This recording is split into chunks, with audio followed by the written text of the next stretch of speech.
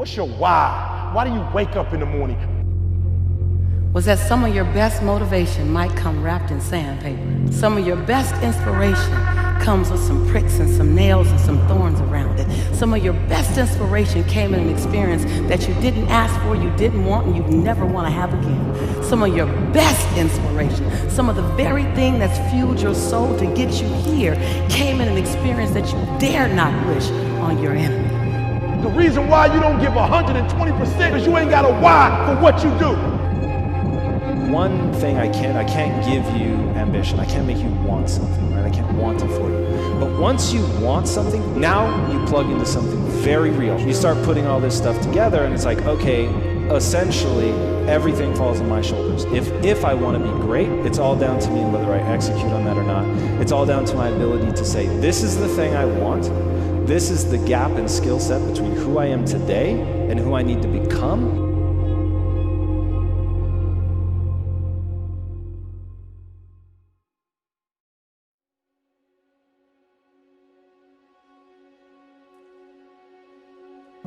Rather than accept personal accountability for why things didn't work out, or maybe a relationship didn't work out, or a job, or whatever, we often point the finger. And you'll see it, it's very common in today's society. I've even caught myself at sometimes.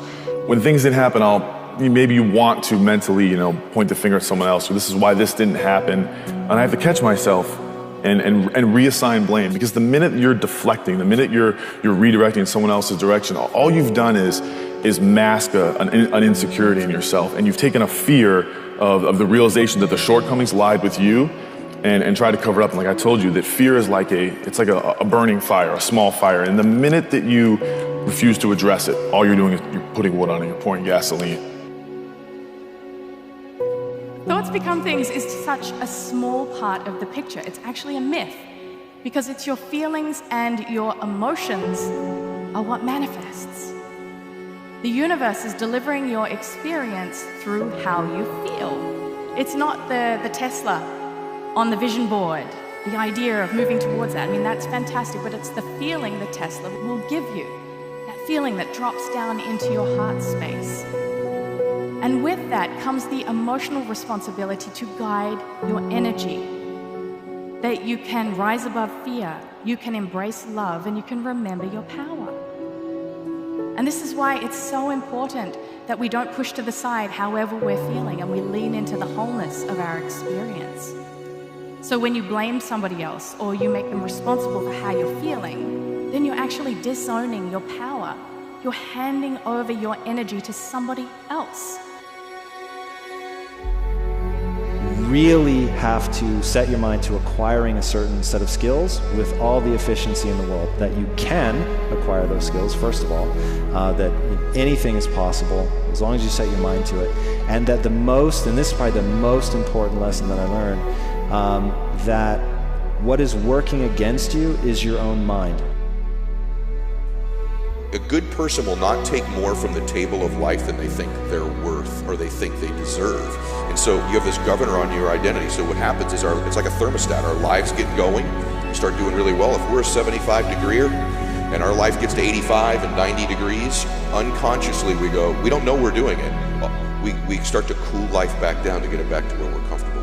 The reverse is also true. When things start to go really bad and you're broke and you're struggling, you find a way to heat your life back up to what you think you're worth and you deserve. So the way we alter our life is, sure, we got to alter our behavior and our relationships and our circumstances, but the only way it's permanent is that we alter that governor, that thermostat, and we start to believe we're worth 85 degrees of life, 95 degrees of life, 110 degrees of life. And there's ways we can alter that. Say, are you willing to just jump?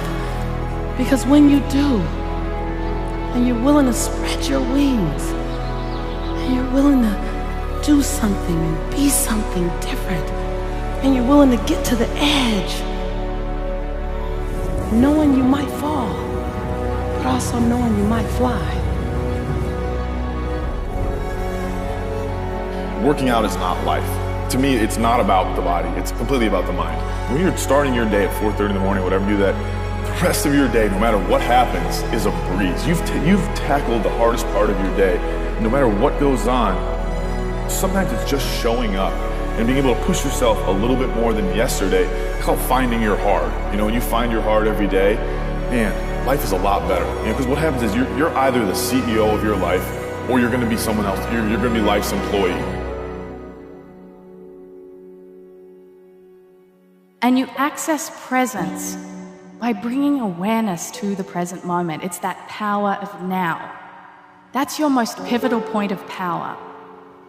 That's your direct access to the universe at all times. And the more present you can be, the more you can release any of the resistance that is holding you back energetically from allowing your desires to flow into your reality.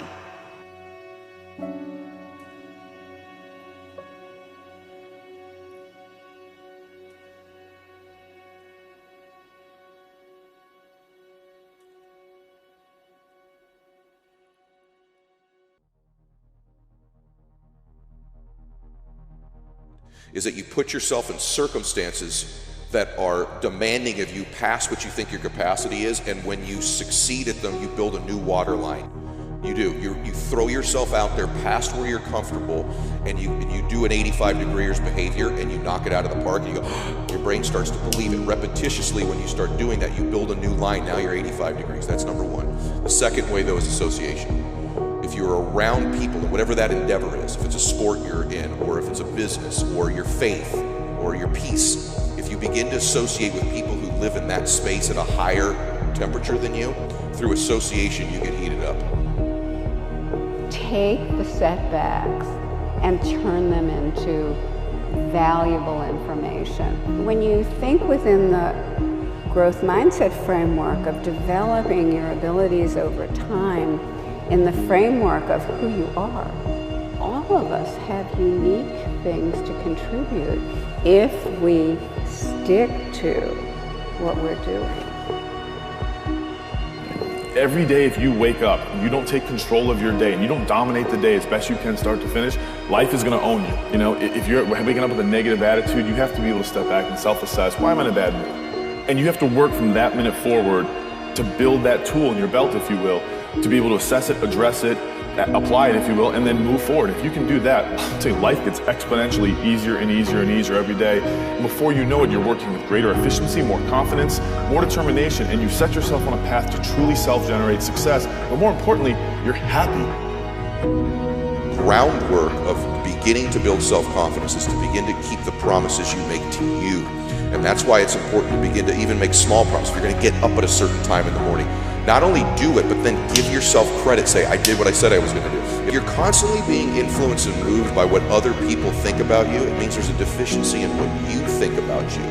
The number one addiction in the world today is the addiction to other people's approval. And that's because we don't approve of ourselves.